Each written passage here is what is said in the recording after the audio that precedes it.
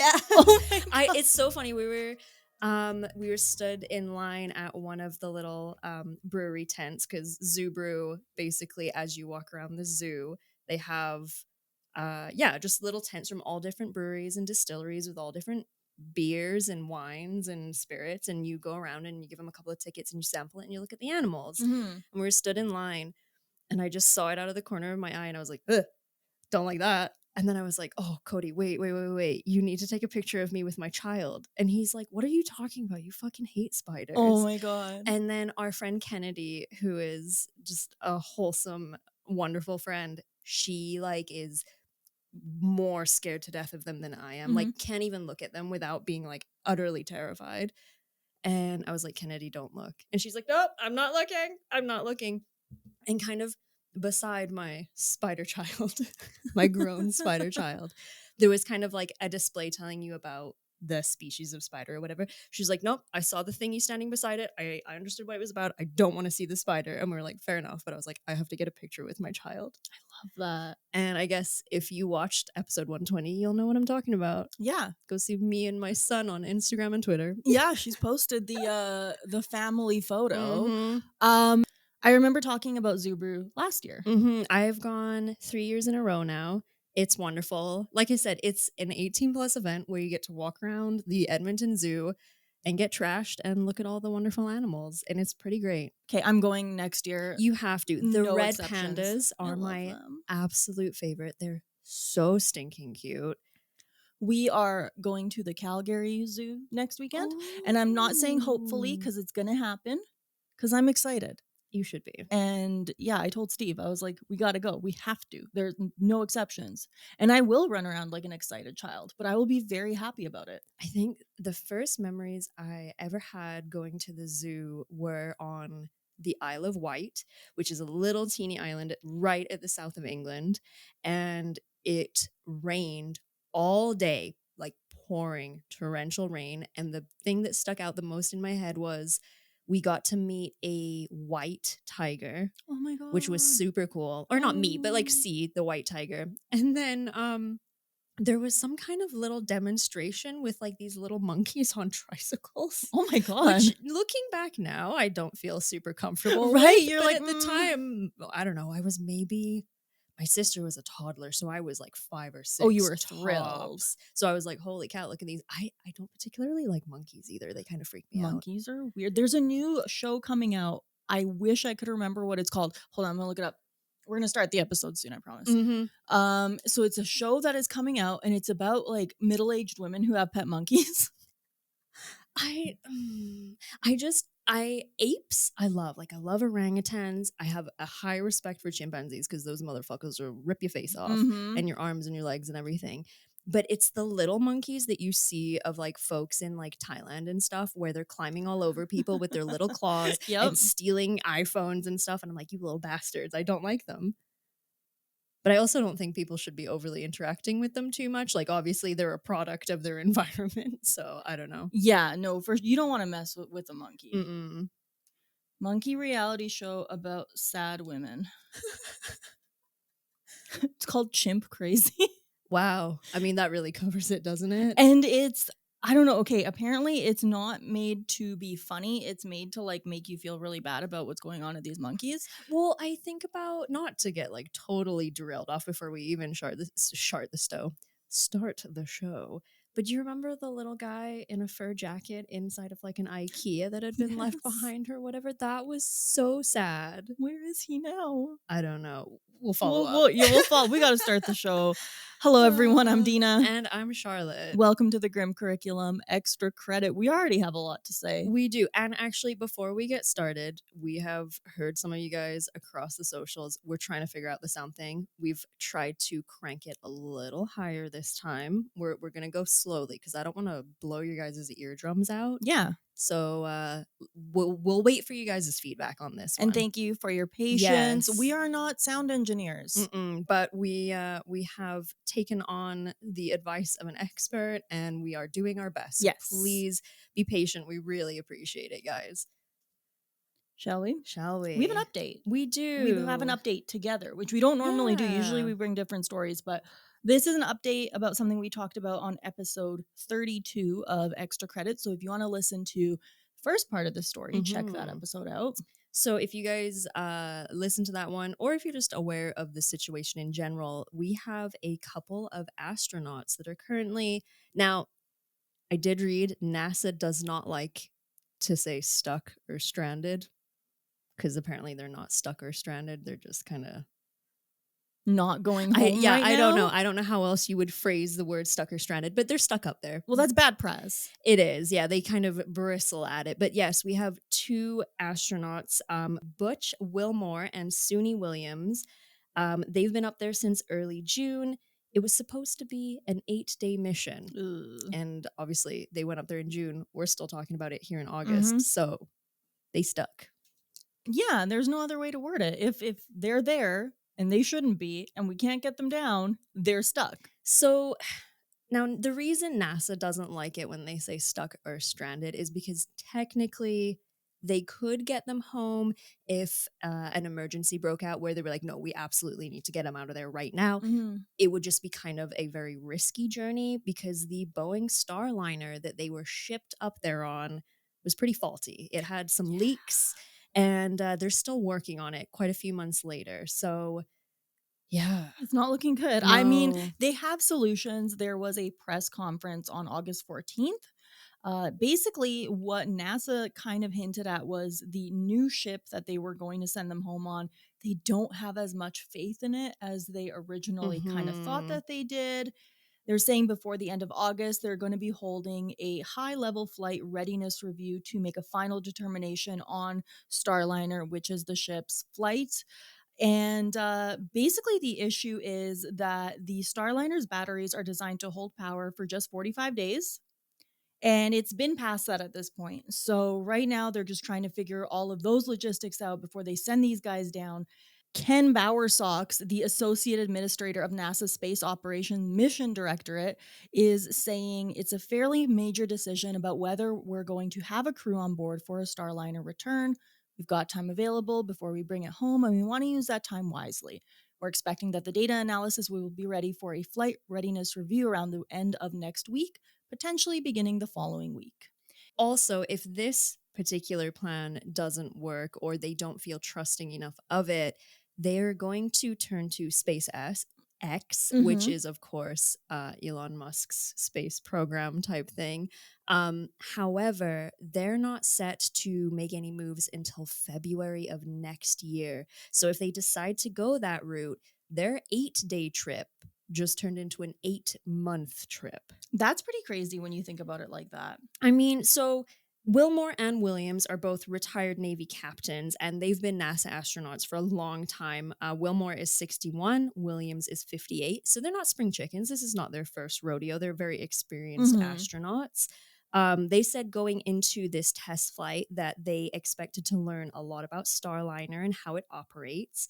At their only news conference from space in July, they assured reporters that they were keeping busy, helping with repairs and research, and expressed confidence in all of the Starliner testing going on behind the scenes. But as of the new update and the prospect of an 8-month long stay, we haven't heard their comments on that yet. So it's like I said, they're not, as NASA says as well, they're not particularly like stuck or stranded. You know, they're not just like floating around out in space Yeah. waiting for oxygen and food to run out. They have sent up different unmanned restocking missions that bring food and you know all that kind of stuff. So they're not in any danger there. It's just that they're struggling to get home in a risk-free way. Which, I mean, that's what you want, is to get home in a risk-free way when Yes. you're going to space. Yeah, absolutely. Um until then, I guess we're still waiting on updates. Yeah, and hopefully we don't have to wait until February to give you guys the end of this story. I hope not. I hope that they figure out something sooner rather than later. And I think I mentioned it before.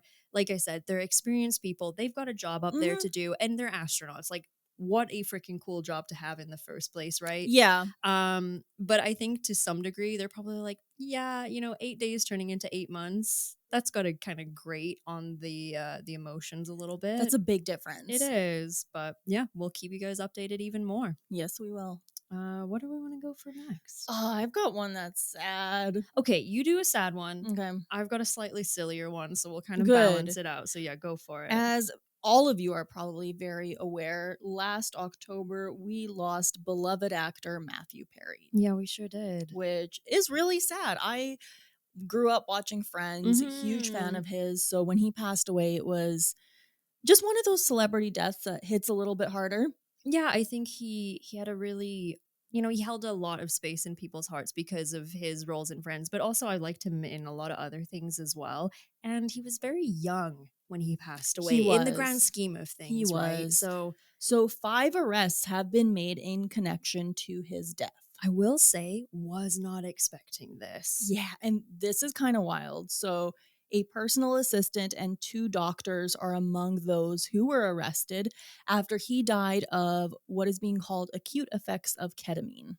So, if I understand correctly, I believe he was undergoing ketamine treatments for mental health reasons through his psychiatrist, I believe. That's how it sounded, but now it's not Yeah. sounding like that. So the doctors supplied him with large amounts of ketamine, and they're saying that they took advantage of his addiction issues to enrich themselves.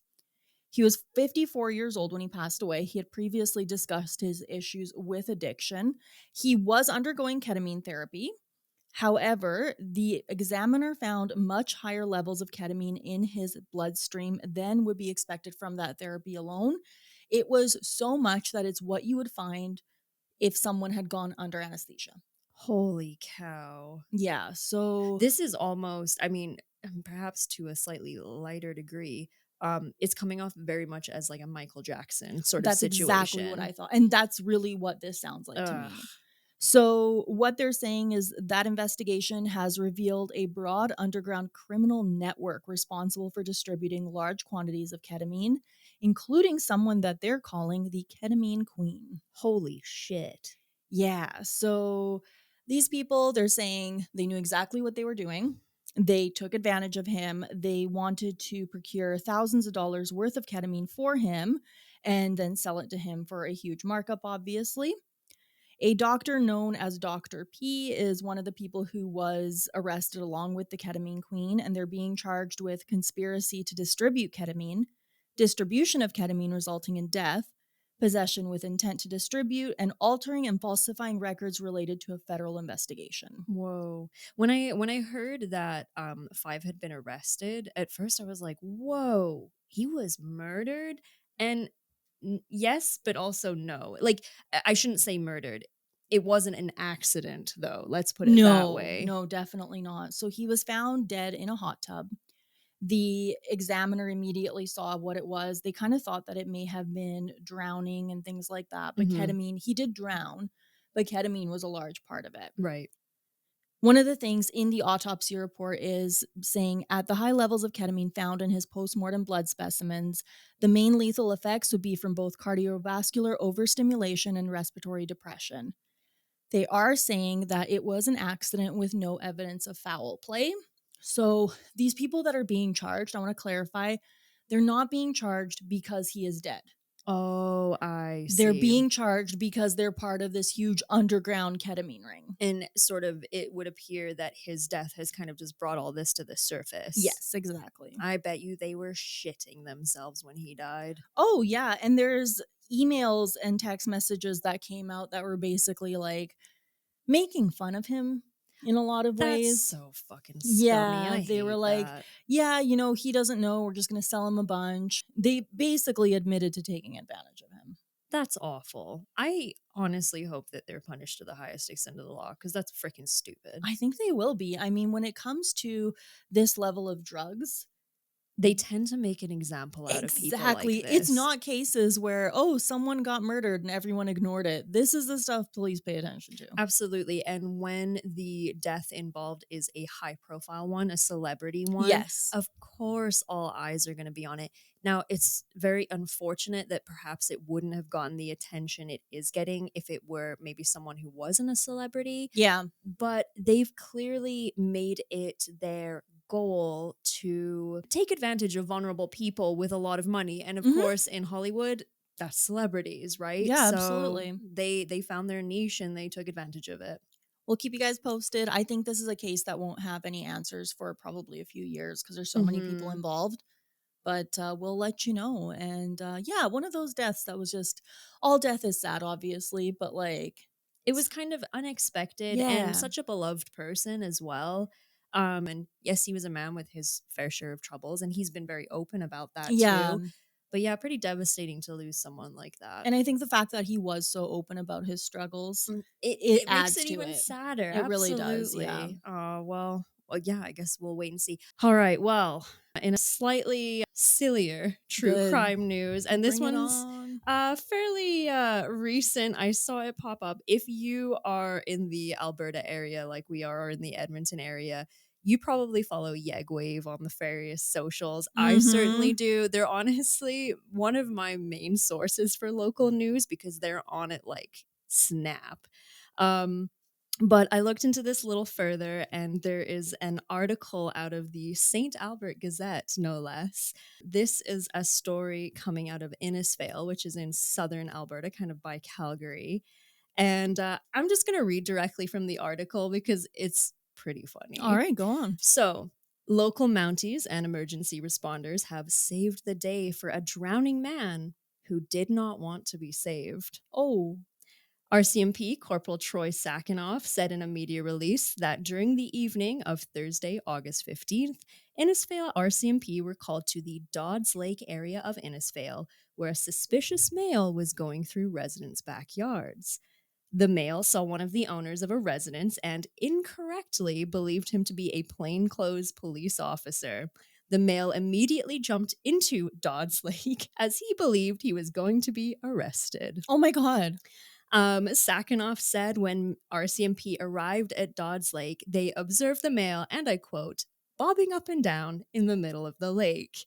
Attending RCMP members attempted to get the male's attention and have him swim to shore, but he simply yelled back that he had warrants and would rather drown than go back Oh to my jail. God. It's like, nah, I'm good, homies. Just let me I'm going to take the drown. risk. He said that Sakanoff said, adding at this point, the man had already been in the water for about half an hour. He said RCMP called for assistance from Innisfail Fire Department and Emergency Medical Services, and they deployed a rescue boat with the RCMP in an attempt to rescue the male from the water. Oh my God. And I quote, when he was located, the male refused to get into the boat due to his outstanding warrant, said Sakanoff. Eventually, the male was complaining about leg cramps and feeling dizzy from ingesting too much lake water. He eventually conceded and was willing to get into the rescue boat. He was then taken to shore for a medical examination. Now, here's the kicker. Oh God. It was then determined that this man was found to have no outstanding warrants. What? So he's like, fuck, the popo are here, dives into a lake, you're not getting me, I'd rather drown. And they're like, sir, you have no outstanding warrants. Dude must have been high as shit. So when he was advised of this, the gentleman in question, he was very angry that he had, quote, done all that for nothing. Oh my God. However, he was supposed to be on a 24-hour court-ordered curfew. I'm not sure why that has not been released yet. And because he was outside of his curfew running into a lake to escape from the police, then he was arrested. So if he had never run and had just gone back into his house and minded his business, none of this would have happened. Oh my God, buddy. Yeah, so now he has been released from custody and is scheduled to appear at the Alberta Court of Justice in Red Deer on September 11th. Sakanoff said, due to Privacy Act concerns, the RCMP is unable to release the alleged offender's name. But yeah, he thought he had warrants. He did not. Wow, that was a roller coaster. Can you imagine? You're like, shit, they're on me. And they're like, who is this?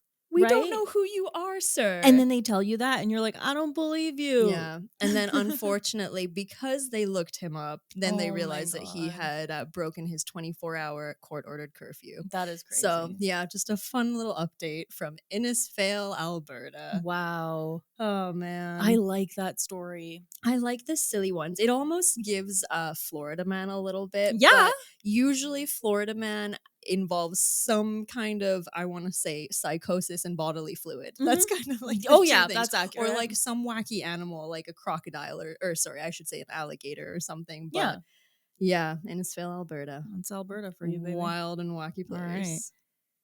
I don't know if you've heard about this. This story blows my mind. Okay, I'm ready.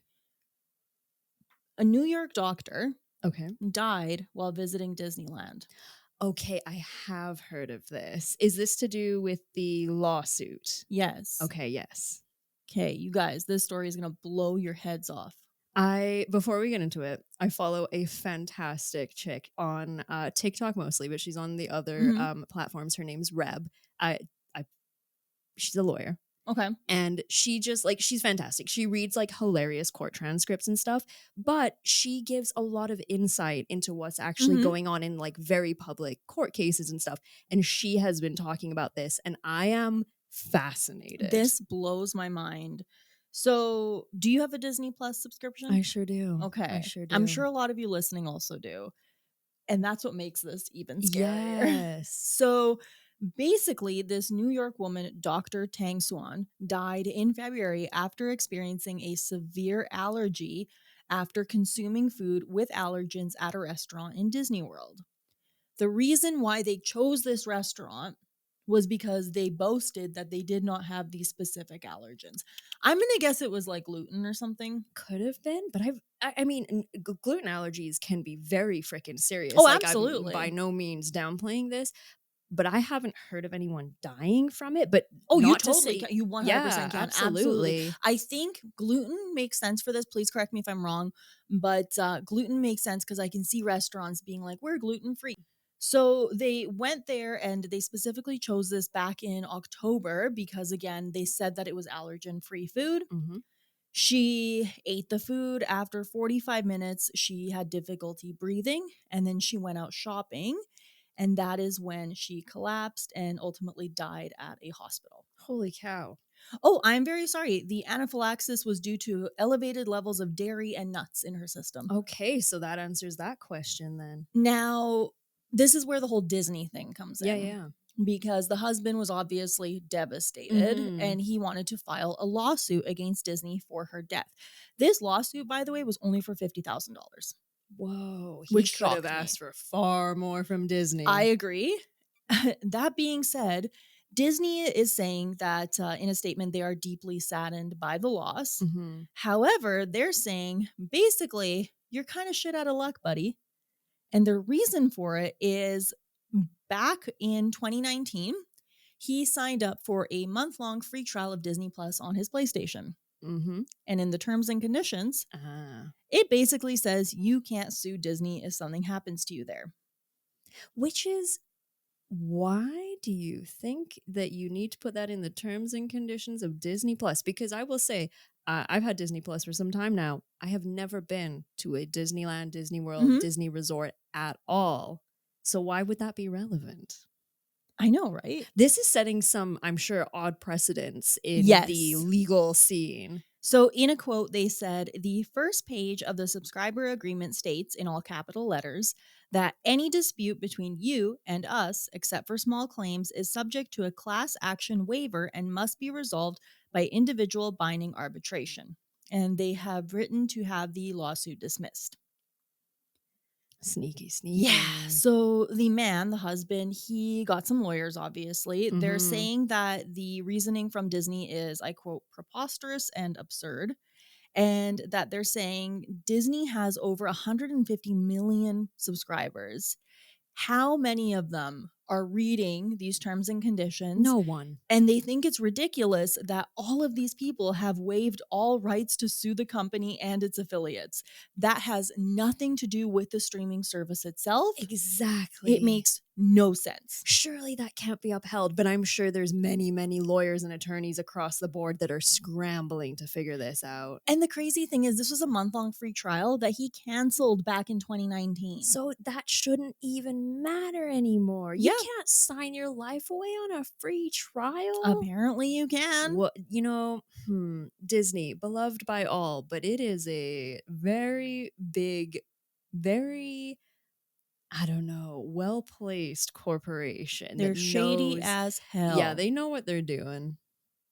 So he said there's simply no reading of the Disney subscriber agreement, which would support the notion that he agreed to arbitrate claims arising from injuries sustained by his wife at a restaurant. That's what the lawyers are saying. So, Because I wonder if, I mean, if it's going to cover something like this, mhm, where someone literally passed away on their grounds because of food they had been fed, which was specifically said not to contain the mhm, things that are going to kill you, it makes me wonder if, like, you're on one of the Disney rides, one of the roller coasters, whatever you, I don't know, I've never been, and like your arm gets ripped off and they're just like, womp womp, you can't sue us. basically. Well, I think we talked about this before on the show, or at least we did off mic, but Disney does this thing where if someone dies in Disneyland, Mhm. they remove the body off of the Disneyland property before they consider them dead. Whoa, that's giving Neverland if I ever heard it. Yes. So Jesus. basically, what that means is no one has died. I'm doing quotations here. Mhm. No one has died on Disneyland or Disney World property, according to this, because they are always removed and then declared dead afterwards. That's bonkers. Yeah. I know there was something, maybe I'm not sure how recent it was ago. It's just like coming to mind. There was sort of this rumor going around a while ago that if you were to give birth in a Disney park, Hmm. that your child, the child that was born there, would get like a lifetime free pass. And this is just a rumor. This is not true. I don't know if it stemmed from like it happening once and then the park was like, "Oh my god, here's your child's free lifetime ticket." And then people just thought like, "Oh, it's just a blanket thing." It isn't. But there are ladies who try to get into Disney parks at 9 months pregnant to give birth, and that's not how this works. Stop trying to do this. Stop locking yourself in Disney bathrooms and trying to give birth Uh, because we're not giving you a lifetime ticket. apparently, that is not real. And if you go into labor at the park, you will be taken to the hospital, is what it says. Exactly. Yeah. So Yeah. don't do that, guys. It makes me wonder. I mean, Disney itself has such a long history and it's got lots of really cool things. They have their own proprietary colors and Hmm. all the little illusions and tricks they use while you're in parks to make you feel like you're truly part of the experience without being taken out of it. But like I said, they've been around for a long time. They've known a lot of scandal in their Oh, of long history course. and they know how to deal with it. But this whole putting it into the Disney Plus terms and conditions, it's giving deal with the devil a little bit. It's so shady, I hate it, and I Mhm. mean, I think about all the subscription agreements that I've signed up Mhm. for, apps, streaming services, Even anything. yeah, these days when you even go onto a new website and the little guy pops up and it's like, "Do you accept all the cookies?" And of course I'm like, "Yeah, whatever the fuck, I'll accept them Right? all." But like what are we really agreeing to here? Yeah. I don't know legalese, and quite frankly, I think most of us do not have the time or the inclination to read through bibles of legalese to check the terms and That's what they want. conditions. Exactly. Yeah, so we'll keep you posted with that story. Mhm. My guess is they're going to settle out of court. That is my prediction. I would imagine. And Yeah. the unfortunate thing is, like you said, he was only asking for 50 grand. 50 grand. That's a drop in the pond. And likely, if they'd have just paid him off, Yeah. it would have all gone away. But I think because they're kicking up and been like, this is going to become much bigger than it is. Yeah. It's going to set new legal precedents. Mhm. Yeah, I guess we'll see where it's going to go. And they have 50 grand to fucking give away to Oh, this guy. Give me a break. absolutely. I mean, they toss 50 they're a multi-billion, if not Mhm. close to $1 trillion company. 50 grand is a not even a drop in the pond. But that's how you become that rich. It is true. It is very Step on true. all the little people. Oh my god. Yeah, so poor guy. Poor guy. Yeah, I guess we'll see how it Yeah. goes. What do we have next? Oh, I have a fun thing. You know me, I like my words. I learned about a new sort of historical and literary problem. and it's called the Tiffany Problem. Ooh. It's kind of interesting. You guys might have heard of it before. It is to do with the name Tiffany, as you might guess. It's a study that illustrates how modern perceptions of things can distort our understandings of the past. And so the reason it's called the Tiffany Problem is because the name Tiffany, it sounds like a very modern name. You think of like Tiffany jewelry. You know, when I think of the name Tiffany and who that name might belong to, I'm thinking like a blonde girl with pigtails and like, oh my God, I love my iPhone. Like that's what I think of. That's Tiffany. But the name Tiffany actually comes from the 12th century. Oh, shit. And so it wouldn't have been uncommon in ancient Greece to have someone walking around called Tiffany. But it doesn't feel right in your head. And if you were watching a movie about ancient Greece and there was a character called Tiffany, I'd laugh. You would laugh and it would pull you right out of it. You'd be like, okay, who wrote this? Are they stupid? But absolutely not. That name 100% belongs there, historically accurate. Wow. And so there's certain things where you might have heard the term like iPhone face, where you might see an actor in maybe a period piece that's like based in like 19th century England or something, or even like say Bridgerton, think of it like that. The iPhone face thing comes from like, you see an actress or an actor and they have such a modern appearance that you're like, they don't belong in this period piece because I can imagine them having an iPhone in their hand right now. Yeah. And so it comes from the Tiffany Problem. There is a few other names that kind of follow the same example. So like the name Brittany would not have been uncommon in Joan of Arc's time. What? Yeah, because Brittany is a place in France and it's been around for a really long time. Like the Brittany Spaniel. Exactly. Exactly. Spelt a little different at the time. But yeah, if Joan of Arc had, say, an advisor or friend and she was like, hey, Brittany, and you'd be like, no. Right? Like Toxic's about to start playing in the background. Yeah. But it's Brittany, absolutely bitch. appropriate. The name Emily, that's an ancient Roman name. The name Cassandra, you guys might know this one. That one's from ancient Greek mythology. That one I could see. Yeah. But it would be kind of weird to be like, yo, Cassie.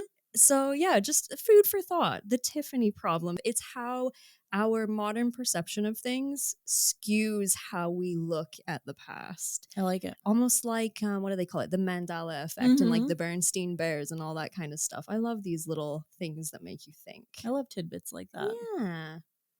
All of that brings us to our latest strange and unusual death.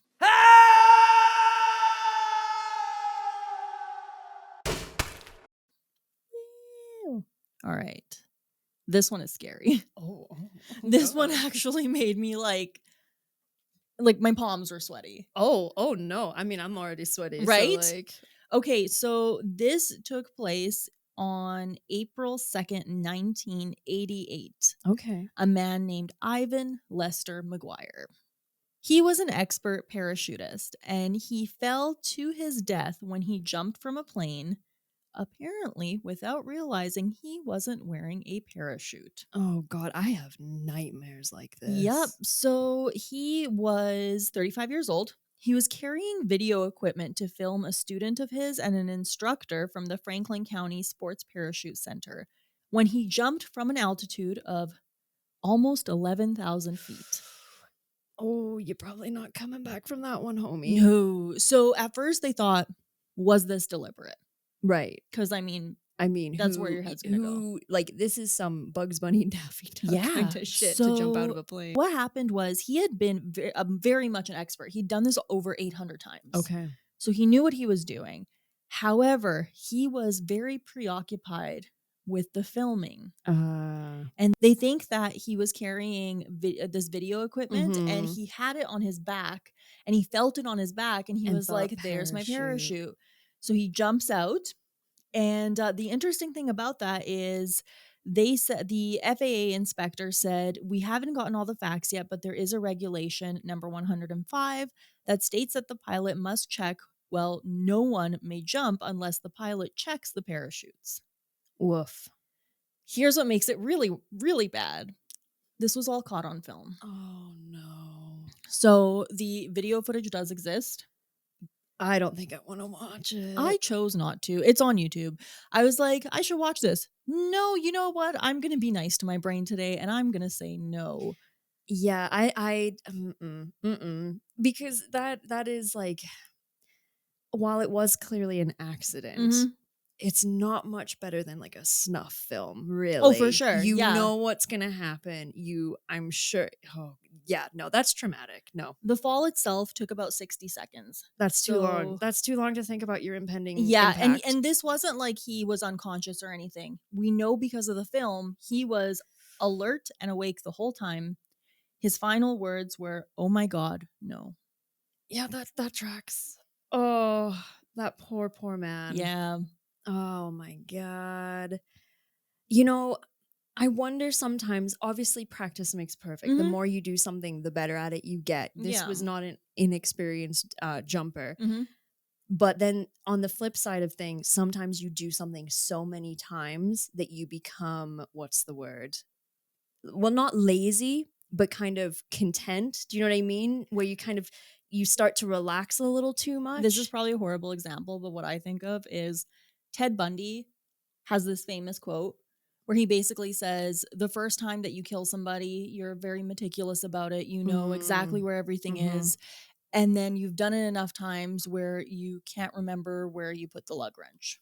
Exactly. And I've experienced this. I don't know if you have, where you're driving to work. And you blink and suddenly you're Yeah, there. or you're driving home and you're just like, "Wait, I don't remember any of this drive." Yeah, yeah. Because you've done it so many times. Mhm. And your brain just goes into autopilot mode, and like you said, Yeah. if he had that film equipment, he feels that weight on Mhm. his back. If it was similar to what a parachute feels like, mentally, he's thinking about other things, he's thinking about his Yep. student. Well, that's the other thing. I learned in an old job, I worked with a lot of, like, ex-military guys, like, special forces, that kinda thing. Super cool, super interesting, and I learned a lot. And the one thing is if you are not giving 100% of your attention to Mhm. something, even if it is split between two things, Yeah. that's now only 50% of your attention. That's a good way to look And at it. for some things, 50% of your attention is not Like enough. jumping out of a plane. Exactly. This one scares me because I really, really want to go skydiving. I was gonna go skydiving for my 30th birthday, Mm. and then COVID happened and all of that, so it just ended up never happening, but it's still something I wanna do. I either wanna skydive over the mountains, Mhm. or not over the mountains, but near the Yeah, mountains. yeah, yeah. There's a place in Camrose, I believe, where you can do it here Mhm. in Alberta, or I wanna go skydiving somewhere over, like, a beautiful beach or something like that. Now, I flip flop on this one because I wouldn't call myself an adrenaline junkie by any Mhm. means, but I do like exciting things and I kind of like to prove to myself that I can do Yeah, things. exactly. I have a lot of friends who have done skydiving and stuff. Mhm. Like I said, when I was working with a lot of the ex Canadian Armed Forces boys, a lot of them are paras as well. So they've all jumped a million times. And I just, in my head, there's that little voice of doubt that's like, what if? And if you're a King of the Hill fan, Mhm.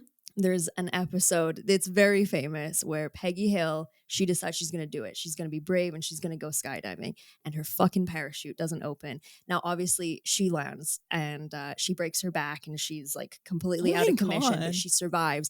And it's the story of her like getting her life back, right? And like Yep. building that strength up again. And it's King of the Hill. So, like, am I going to be that one person where it's their first time jumping and something goes horrifically wrong due to no one's fault or what have Yeah. you?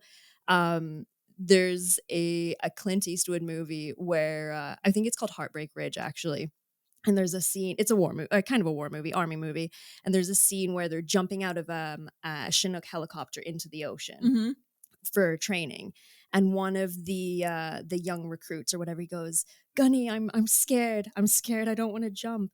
And he goes, "I'm scared too." And the young recruit goes, "You're scared?" And he's like, "Yeah, why are we jumping out of a perfectly good aircraft?" And in my head, I was like, "Yes, Sir Clint Eastwood, that makes You are sense." correct. Now, what I would love to do, I love skiing. I would love to go heli skiing, where they go up to the top of the Yeah. mountain in a helicopter and then you jump out of the helicopter on skis and then ski all the way down. I'm down for something a little more low key like that. You're not falling quite as far. See, and I would rather jump out of a plane onto the ground than do that. Yeah. Really? I mean, I guess you have kind of more time to like think about things, but I don't know, I couldn't do it. I have a cousin in Australia and she does skydiving and she's actually won competitions, like the Dang! like aerial performances and stuff. She's a badass. We freaking love her. She's just a badass in general. And I'm like, I don't know, it takes a lot of balls to do that. Yeah. But I think probably it's one of those skills that you pick up and once you've done it a few times, you get comfortable with it, Yeah, you're like, right? I jump out of planes, it's just Yeah, Tuesday. some people are scared to jump into the deep end of a pool, but Yeah. once you've done it a few times, not that big of a deal. So I just see it kind of like that on a higher scale. Mhm. But yeah, I don't, that little voice in my Mm-mm, and that you need subconscious. that voice, though. Yeah, Not to derail us too no, no, much before no. we end the show, but there's a story of a lady, I remember seeing this, I think it was on a show called I Survived. Okay, I think I've heard of it actually. She Yes. It's a great show. We covered Mary Vincent on the Oh, podcast a yes, yes. million years Oh, ago, one of and my she had an favorite episode stories. there. Yeah. That's episode 15, I think. Yeah, yeah. Um, 15 or 16 for Mary Vincent, I think. Maybe, Yeah. yeah. It was a long time ago. Mm-hmm. Either way, over 100 episodes ago. Woo. And so this woman, she jumps out of a plane. The parachute doesn't deploy. She hits the ground. She lives and then finds out she's pregnant Oh. and gives birth like 8 months later, 7 months later to a perfectly healthy baby. Holy cow. Whoa. Like, can you believe that's just so crazy to me? I mean, I obviously don't know the details of her fall, but I can't imagine she was in any fighting shape to be giving birth after smashing into the ground. Oh, she was in the hospital for a very, very I long time. bet. Oh my God. And then to find out on top of that, you're having a baby. It's like, Right? oh my God. Yeah. What a badass, though, to recover from that and still give birth. Yeah, seriously. Amazing story. That being said, friends, it's about time to end the show. But before we do that, I Yeah. want to remind you we are donating all August Patreon Mm-hmm. profits to the Kristen French Child Advocacy Center Niagara. Please check out our Patreon. You can sign up for free. Mm-hmm. You get access to early episode reveals. You can do a free trial of the paid subscription. We have video episodes, as you all probably know by now. Mm-hmm. Hello, hello. Hello. If you've ever watched our content on social media and thought, wow, this would be cool if it wasn't a 30-second video, you'd love it. Yeah, well, news for you. We have 30-minute plus videos. Yeah. And lots of fun stuff on there, especially the early episode reveal, because we are starting a brand new story next week. Mm-hmm. I am really looking forward to it. It is a crazy one. It's a crazy lady. Yeah, and it's a more modern Yeah. tale as well. We And haven't it's done one in a while. Well, yes, we have. What am I talking about? We've been doing more of the modern stuff lately, and I think it's nice to have a good mix of the two. Yeah, absolutely. Oh, speaking of different kinds of content, we're hoping, I think, in the near future to do a Grim Encounters episode again. Yes. So, if you have any stories that you'd like us to tell on the show, now this can be literally anything under the Grim Mhm. curriculum umbrella. So, if you have a true crime story, something just creepy happened to you, do you have a ghost story, an alien encounter? Did you see a cryptid? Yes, we want to hear all about it. So you can definitely send those into us at thegrimcurriculum@gmail.com. Mhm. And you can title it Grim Encounters or whatever, so it's easier for us to find. Or previously in the past, we have done some fictional Grim Encounter Yeah, stories. that was fun. We had some super awesome authors from Reddit that were working with us, and they allowed us to tell their stories, and they were pretty fantastic. So we're open to stuff like that too. They're good, like, bedtime episodes if you Yeah. find comfort in being scared right before you fall asleep. So check out those episodes as well. We've done a Mhm. few of them. They're a lot of fun. We try to do them a few times a year, I'd say quarterly. Yeah, quarterly, thirdly, something like that. Yeah, it's But fun. we're unfortunately coming towards the end of summer and we're getting right into spooky season, which is We not so unfortunate. are. It's my favorite time of year. And so I think a Grim Encounters episode would be really nice for the spooky season. I think so too. Yeah. And that being said, we are working towards something big for the month of kind of September, October. Mhm. I think we should make that announcement on the regular show for our new series as well. Oh, we absolutely could. So yeah, Yeah. stay tuned for that come, I guess, well, this will be, oh my God, the word. I'm like, reduce, recycle. What are we talking Reduce, about? reuse, recycle. This episode today is released on Wednesday. Extra Credit is every second Wednesday. So I guess if you're listening on the day it releases, stay tuned for Saturday. Yeah, and if you watch our YouTube premieres every Saturday at 12 p.m. MST, like you should, you know exactly what we're talking about, and we're very excited. Exactly. Alrighty. Well, that's it, I think. That's it. That's all. Well, thank you so much for listening, you absolute legends. This has been the Grim Curriculum. Extra credit. Bye. Bye. Your eyebrows look fantastic today, Thank by you. the way. They look real good. I actually put effort in today. Oh, you look nice. Thanks.